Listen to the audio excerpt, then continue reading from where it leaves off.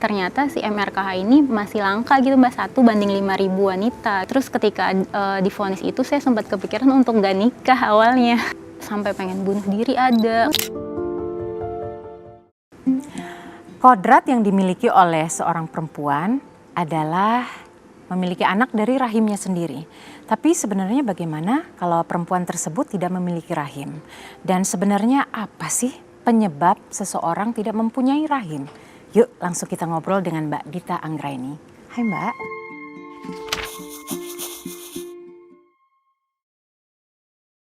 Assalamualaikum. Waalaikumsalam. Apa kabar? Alhamdulillah baik. Mbak bisa ceritakan, ini baru pertama kali aku mendengar MRKH. Itu apa sebenarnya? Penyakit apa itu? Jadi MRKH itu lebih ke sindrom gitu ya Mbak, sindrom bawaan dari lahir. Jadi MRKH itu Mayer Rokitansky Hauser. Itu nama penemunya sebenarnya. Nama orang penemu sindrom itu. Iya betul. Jadi di mana kelainan bawaan seorang wanita gitu yang memang dia itu rahimnya itu tidak tumbuh atau bahkan sama sekali tidak ada gitu.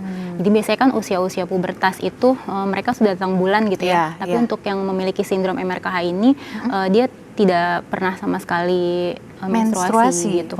Jadi Mbak Dita sendiri dari dulu sampai sekarang nggak pernah menstruasi? Belum pernah gitu. Dan ini ketika kapan Mbak Dita menyadari mempunyai sindrom ini? Waktu itu pas umur 19 itu kebetulan saya kan datang emang sengaja gitu memeriksakan diri ke Opjin. Nah ke Opjin habis itu dirujuklah tuh ke RSCM karena ternyata tidak semua rumah sakit mempunyai alatnya fasilitas yang memadai gitu. Karena ternyata si MRKH ini masih langka gitu Mbak, 1:5.000 wanita gitu di dunia. Nah akhirnya setelah itu ke rumah sakit yang dirujuk, kemudian baru keluar itu diagnosanya itu agenesis uterus, jadi ketiadaan rahim. Belum MRKH waktu itu 2011. Itu rasanya gimana Mbak ketika dibilang pertama kali sama dokter nggak punya rahim? Waktu itu tuh kayak masih nolak sih sebenarnya Mbak, kayak masih nggak percaya gitu ya? Nggak percaya kok bisa gitu, karena saya mikirnya perempuan itu kan memang kodratnya punya rahim. Mungkin banyak perempuan yang tidak bisa hamil gitu, tapi kan setidaknya rahimnya itu ada gitu kan. Nah, tapi ini dokter memvonis saya itu bahwa rahimnya tuh tidak tumbuh gitu. Tapi itu kenapa ya? Dokter pernah bilang nggak kenapa sampai tidak adanya itu? Katanya sih memang pas masih di dalam janin. Jadi waktu saya masih dalam kandungan ibu saya, semuanya kan biasanya berkembang, semua telinga gitu ya, organ-organ lain berkembang lah kecuali si organ reproduksinya itu, rahimnya ketika beliau lagi hamil. Dan itu masih sampai sekarang belum tahu sih Mbak penyebabnya apa. Kadang kan yang bilang salah makan apa nih atau kenapa obat-obatan apa. Itu enggak sih. Mungkin lebih ke ya udah takdir gitu. Dokternya bilang. Jadi akhirnya mikirnya lebih ke takdir aja gitu, nggak akan nyari lagi penyebabnya juga gitu ya. Ada gejala-gejala nggak ketika Mbak mengalami MRKH? Kalau MRKH ini sendiri sebenarnya terbagi dari 2 tipe Mbak. Jadi ada MRKH tipe 1 dan tipe 2. Kalau kebetulan saya sendiri tipe 1 gitu. Jadi cuma ya memang tidak datang menstruasi dan tidak ada rahim aja gitu. Tapi ada juga yang tipe 2. Tipe 2 itu dia ada penyakit bawaan lainnya kayak gangguan pendengaran, gangguan jantung, gangguan tulang belakang atau enggak ginjalnya cuma 1 gitu. Jadi pemeriksaannya kan banyak sampai akhirnya didiagnosa MRKH tipe berapa nih gitu, 1 atau 2. Tapi ketika berusia 19 tahun ngerasain sesuatu nggak di tubuhnya atau di dalam tubuhnya? Enggak sih. Normal aja normal gitu? aja, maksudnya semua kalau dari luar ya nggak ada bedanya. Gitu ya? Cuma karena bedanya itu tidak datang menstruasi, makanya kita ke Opjin gitu. Ada nggak upaya-upaya supaya ketika konsul dengan dokter gitu minum obat atau vitamin misalnya gitu? Sebelum akhirnya diagnosanya itu keluar sempat dipancing dulu minum obat penambah hormon kan, tapi akhirnya nggak ada perubahan. Selama berapa lama itu? Sebulanan ya, sebulanan terus nggak ada perubahan, akhirnya diperiksa lebih lanjut MRI, terus cek kromosom juga, sampai akhirnya udah emang fix nih gitu, MRKH sindrom gitu. Jadi ketika Mbak didiagnosa tidak punya rahim sampai sekarang itu memang normal aja rasa tubuhnya gitu, dan dari makanan juga nggak ada perbedaan gitu? Nggak ada. Gitu. Sekarang Pak punya suami ya? udah 9 tahun nikah. 9 saya. tahun menikah. Terus aku lihat tadi Mbak ditemenin seorang anak, betul. itu anak Mbak? Iya. Oh oke, bagaimana ceritanya? Jadi waktu 5 tahun nikah itu ada yang mempercayakan, ada orang tua yang mempercayakan untuk mengurus bayinya gitu Mbak. Jadi kayak adopsi gitu ya, kebetulan dari keluarga yang kurang mampu gitu. Jadi dari lahir emang sama saya gitu. Sekarang udah 4 tahun. Jadi memang dititipin ya ibaratnya dititipin, gitu ya. iya. Itu perasaan Mbak waktu itu gimana tiba-tiba? Ya karena gimana ya, kita kan Betul. pasti seorang perempuan pengen punya anak, itu tidak mungkin dipungkiri. Ketika Mbak ada datang orang untuk, ini boleh anak saya dirawat, itu perasaan Mbak gimana? Bersyukur banget sih Mbak, karena awalnya ketika saya nerima vonis itu, saya kan memang periksa itu karena ada niatan rencana mau nikah.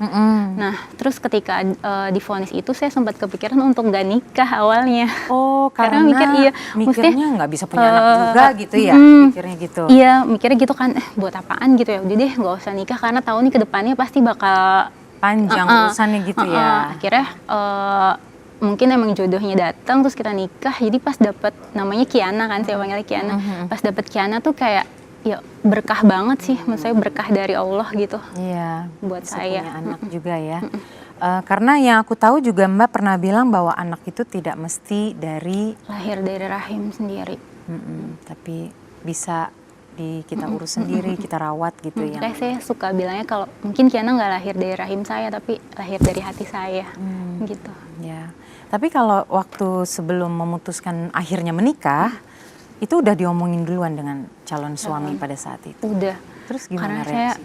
Kita sempat mutusin buat nggak nikah dulu sebenarnya, mutusin buat mundur 8 bulanan deh, sampai akhirnya dari pacaran lagi. gitu, Iya. pacaran habis itu mau nikah, terus lost contact itu tunda akhirnya, karena saya mikir itu kan, saya udahlah nggak usah nikah aja gitu, karena saya nggak mau ngecewain kan gitu. Tapi akhirnya ketemu lagi orang yang sama. Iya. Oh iya. Sama. Terus ketemu lagi. I don't know, siapa tahu ketemu orang yang berbeda. Jodoh mungkin ya Mbak, ketemu lagi. Terus saya ngadep sama ibunya, karena saya mikir kalau nikah bukan cuma kita berdua aja, tapi maksudnya keluarganya juga tahu gitu.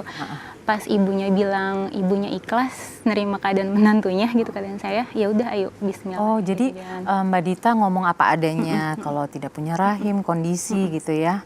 Kalau dari suami sendiri bagaimana menerima kondisi Mbak Dita? Ya itu sih, maksudnya akhirnya kita ya udah jalanin dulu aja gitu. Mikirnya toh anak masih banyak gitu, anak-anak yang di luar sana juga yang butuh orang tua gitu. Sampai akhirnya setelah nikah itu kita bikin yayasan yatim duafa itu Mbak. Gitu. Yayasan apa tuh Mbak, bisa ceritakan?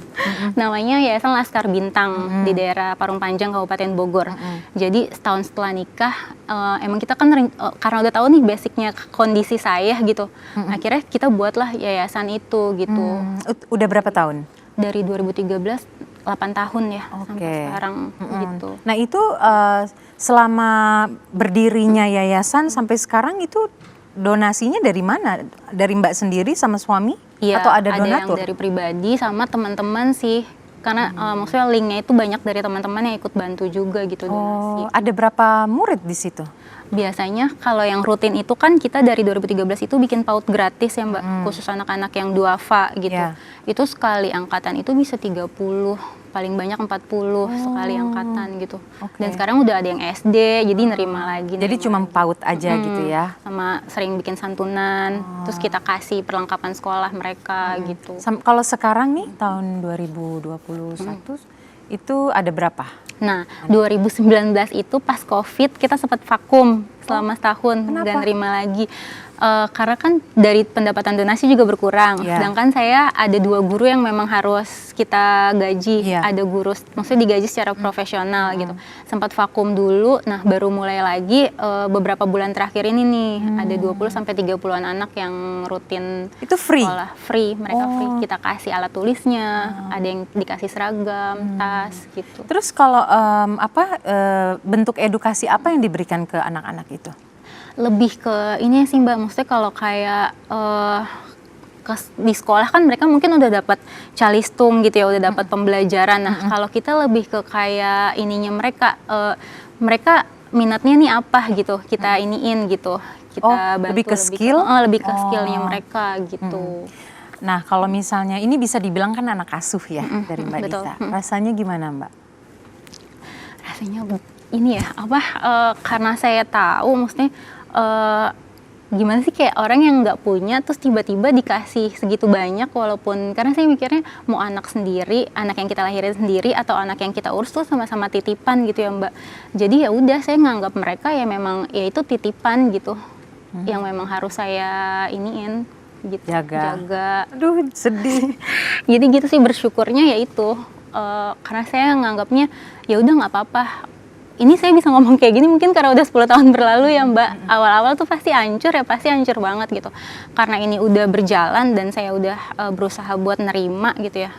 Berpikir positifnya gini, saya selalu berpikir positifnya ya udah, mungkin Dita cuma dikasih satu kekurangan gitu, nggak punya rahim. Tapi Allah kasih, jangan sampai karena satu kekurangan itu jadi lupa banyak banget nikmat yang Allah kasih. Yang lain misalnya gitu ya. Jadi dibuat bermanfaat aja gitu. Aduh, aku tuh kalau ngomongin soal begini-begini tuh selalu nggak kuat gitu. Sensi, bawaannya pengen nangis mulu. Oke. Ya udah nangis aja deh ya, nggak apa-apa. Kok jadi gue yang nangis, selalu gue yang nangis.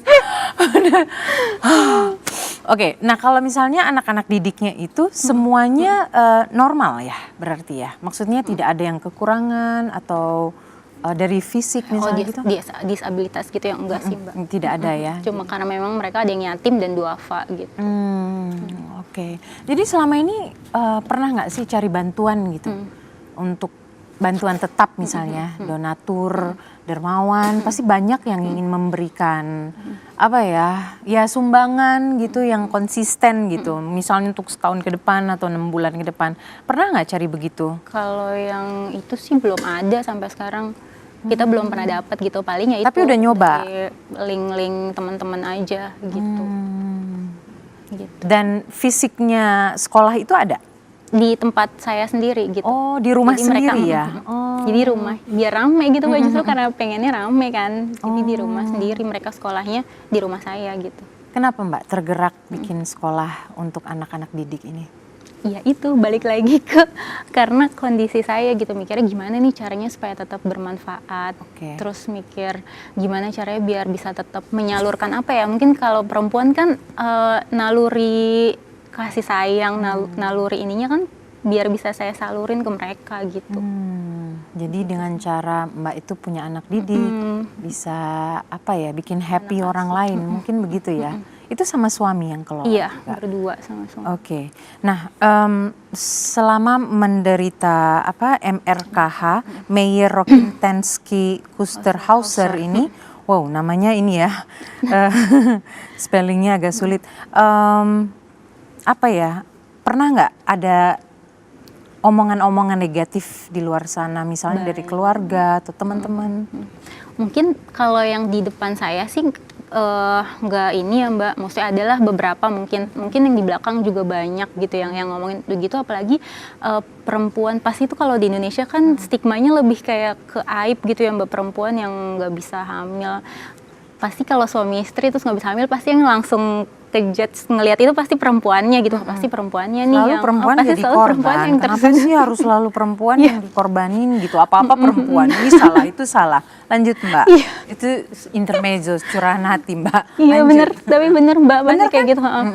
Pasti perempuan gitu yang lebih dipojokkan gitu ya.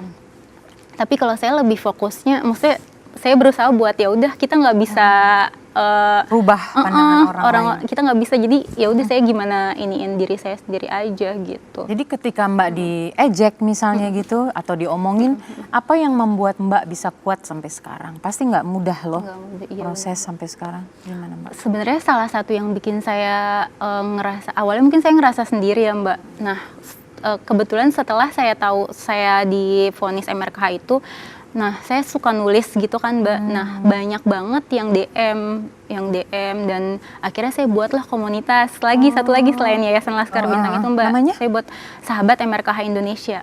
Jadi ternyata di Indonesia tuh juga banyak gitu kan yang mengidap sama, cuma mereka malu untuk bicara. Speak up ya, masih kayak ya itu yang tadi saya bilang kayak di Indonesia tuh stigmanya masih kayak ya udah perempuan yang nggak bisa hamil itu kayak aib gitu, perempuan yang nggak normal gitu dibilangnya gitu. Itu ada berapa orang komunitasnya? Kalau yang udah masuk ke, maksudnya di grup saya sendiri tuh udah 100-an lebih ya Mbak, 120-an Dan masih aktif sampai dari sekarang? seluruh Indonesia. Wow, jadi kegiatan-kegiatan yang dilakukan apa aja tuh Mbak? Kita biasanya lebih banyak ke sharing kali ya, karena merasa sesama perempuan serupa nih gitu kan.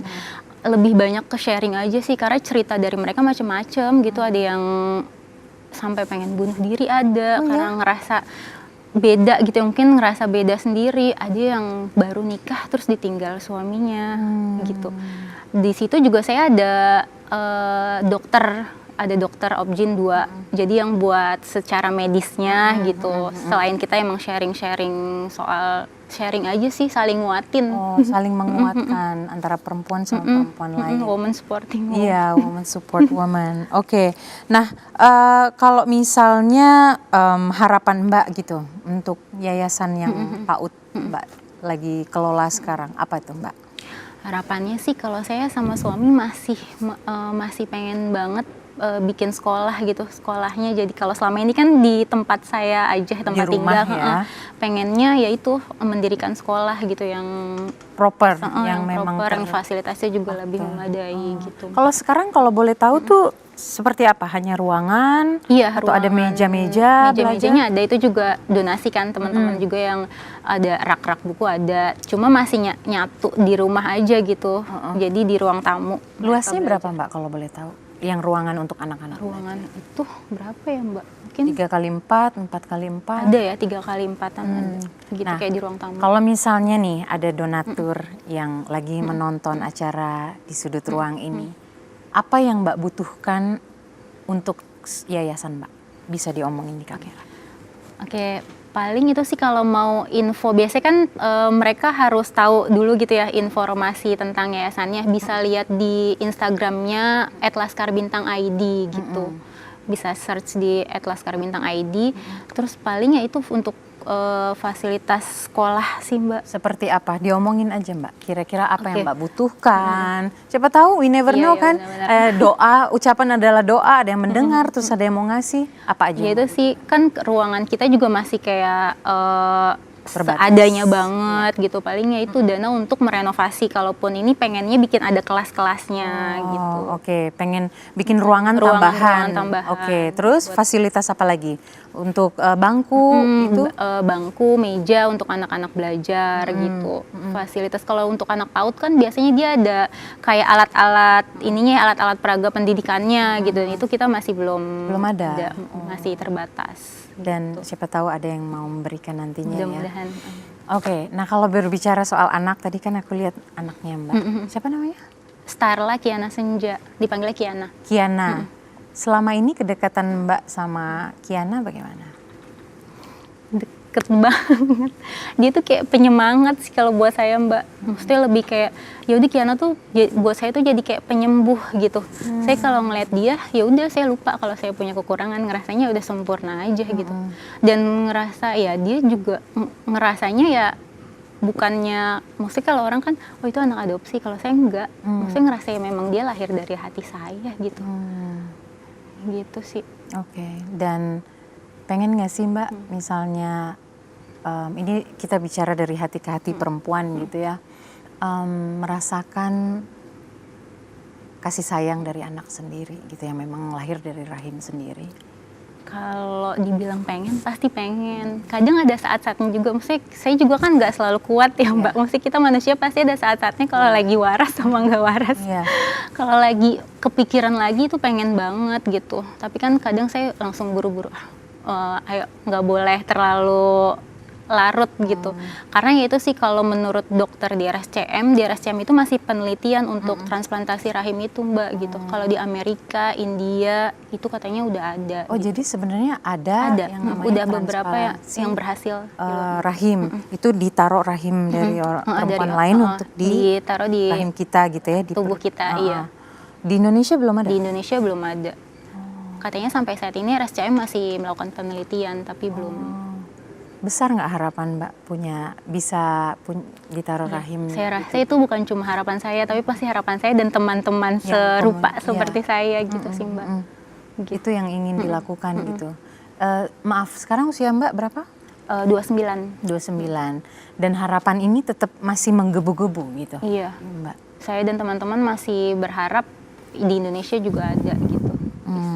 Okay. Dan tapi pasti biayanya juga wow banget. Iya. Iya. Tapi kan kita nggak ada yang tahu ya kalau emang rezeki gitu. Ya, siapa tahu gitu ya. Nah, komunitas Mbak itu suka bikin ini nggak? Misalnya sosialisasi ke sekolah-sekolah ataupun ke kampus-kampus gitu. Nah, sampai hari ini sih belum. Kita baru karena masih internal banget. Paling ya kopdar kita-kita aja gitu. Kopi darat. Karena nggak semuanya itu berani untuk diekspos gitu loh Mbak. Kenapa ya Mbak? Menurut Mbak sendiri kenapa mereka itu tidak mau ya diekspos? Mungkin masih belum percaya diri sih Mbak. Maksudnya saya pun awalnya kan masih menutup diri gitu kan.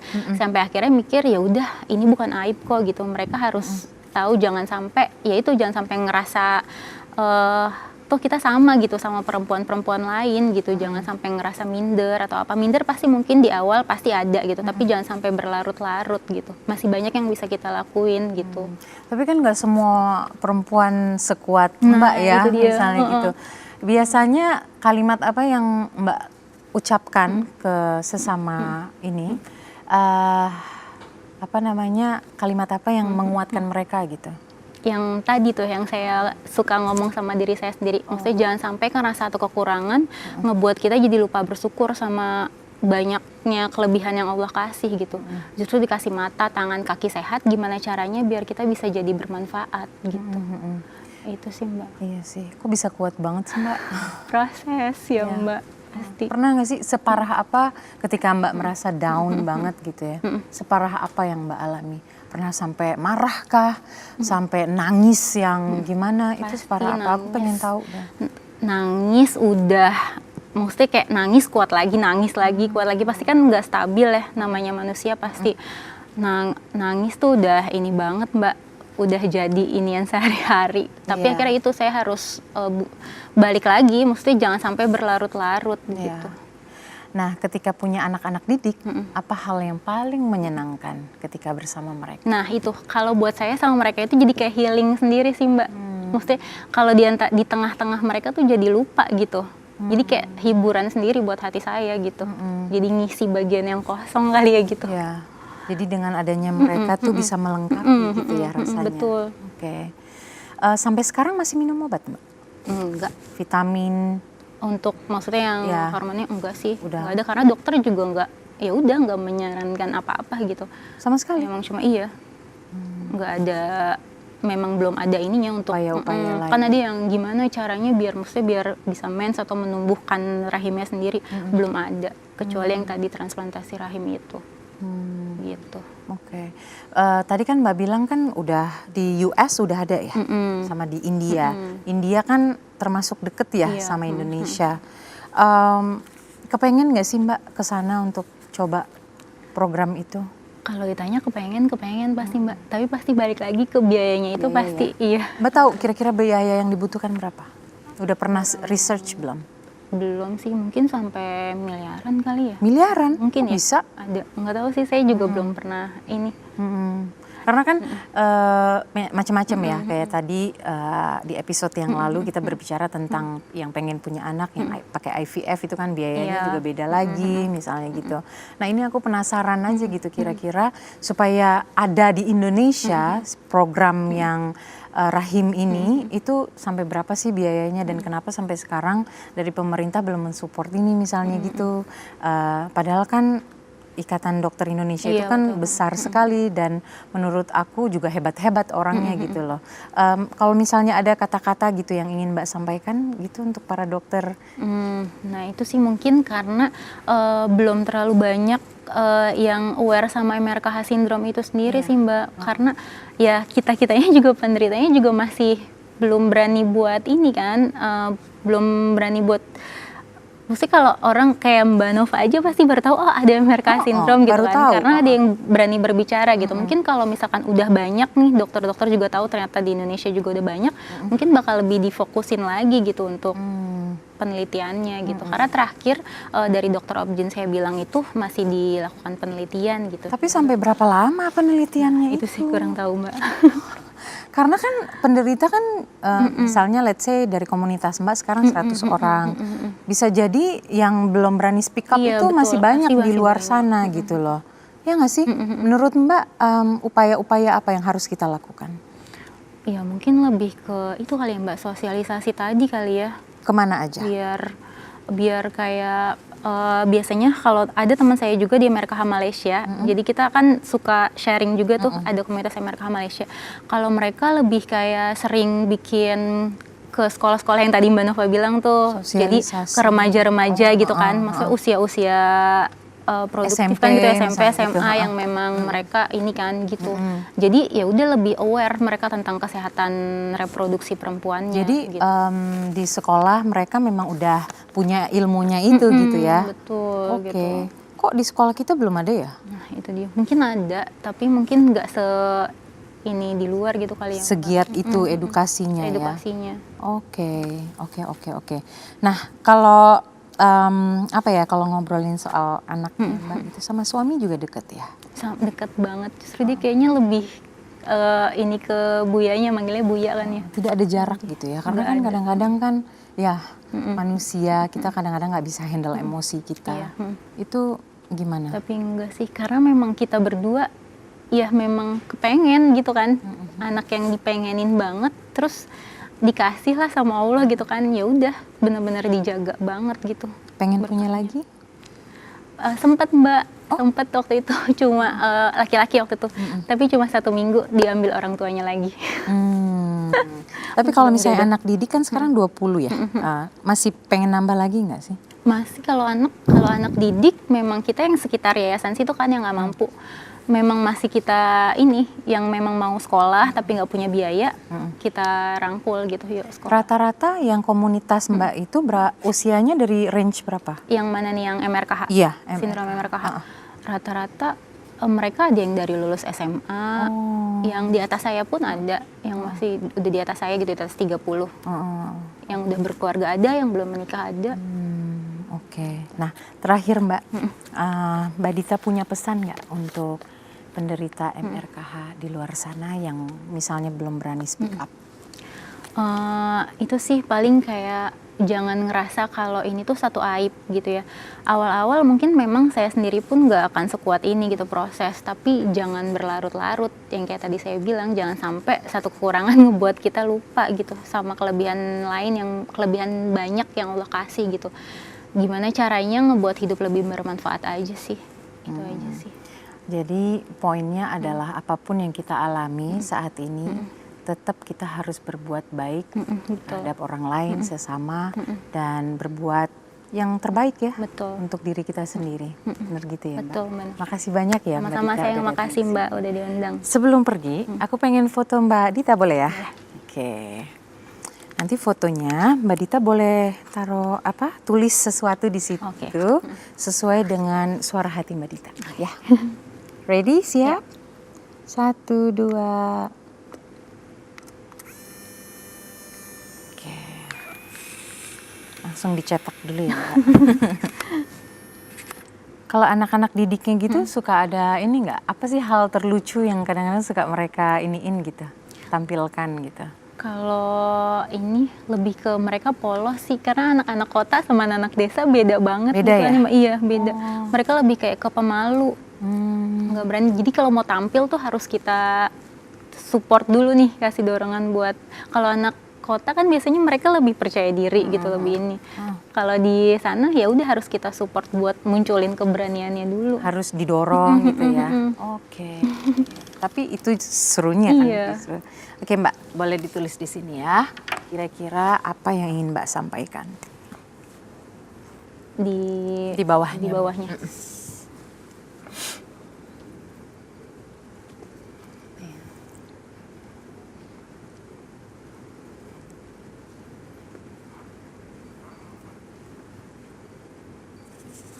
Oke. Mbak udah tulis, aku baca dulu ya. Tulisannya adalah setiap kita berguna, setiap kita punya peran di pos-pos berbeda. Maksudnya apa? Maksudnya apapun keadaan diri kita gitu, nggak ada manusia yang nggak berguna gitu. Pasti setiap manusia itu punya peran penting di pos-pos berbeda gitu. Mungkin saya punya kekurangan, tapi yaitu peran saya mungkin mengasuh anak-anak lingkungan sekitar yang nggak mampu gitu. Jadi mungkin dengan kata lain adalah memaksimalkan diri kita sendiri, kita tutup kekurangan kita dengan kelebihan yang kita punya. Iya. Terima kasih banyak Mbak Dita udah Sama-sama, datang ke Mbak sini. Nova. Terus kuat ya Mbak. Terima kasih Terima banyak. kasih. Kita tepuk tangan dulu untuk Mbak Dita. Salam untuk teman-teman di komunitas. Siap. Oke, jangan lupa kamu harus selalu saksikan di sudut ruang, subscribe, likes, and komen pastinya di channel Vidi Visi Seleb. Kemudian follow juga Instagramnya vidivisi_seleb. Sampai jumpa.